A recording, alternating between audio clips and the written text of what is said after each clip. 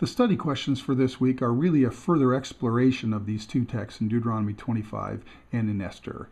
And we're going to try to dig in a little bit further and explore the concept of the social values of the ancient world, both in Israel and in the wider world, and ultimately the question of the truth of God and where the truth of God in a biblical text stands in relationship to the social values and the social scripts that are expressed in the text.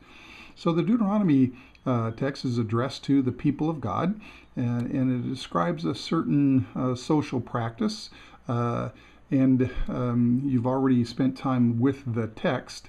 I want you to put yourself in a position to compare and contrast these two scripts with one another and the two sets of roles.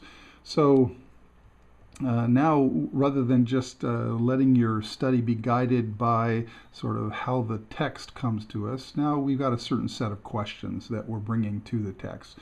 So I want you to see if you can describe what is the social script and the role of sort of a regular wife, if indeed a regular, the woman described in Deuteronomy 25 is just a regular woman among the people of Israel.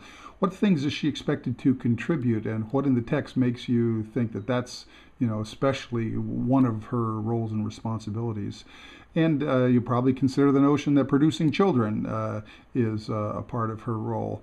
Well, what happens then when the husband dies, and the social institution that's set forth in Deuteronomy 25? What's it aimed at ensuring? What is its purpose?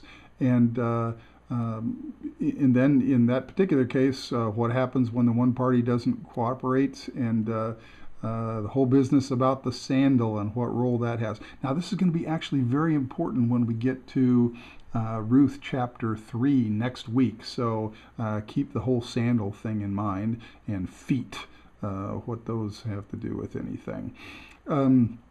So something similar then is going on in Queen Vashti's culture. And we might want to say, well, this one is describing a culture that's not the people of God, so the truth of God is not in this text, or this text is not trying to advocate Vashti's culture as a model for the people of God. But is that to say that Deuteronomy 25 is trying to model a social script for the people of God?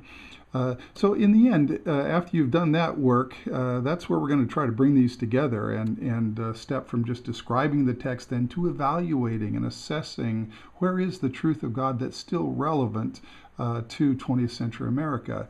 And if you end up saying there's nothing left in these texts that is truth that's timeless and eternal, then what does this say about your understanding of the inspiration of Scripture and the relationship of the truth of Scripture to the social institutions and social values that are described and presupposed and sometimes commanded in Scripture? So that's kind of where we're going with these study questions, and ultimately that'll be then the kind of the backbone of our discussion in the last few days of this cycle. Best to you, and we'll see you online.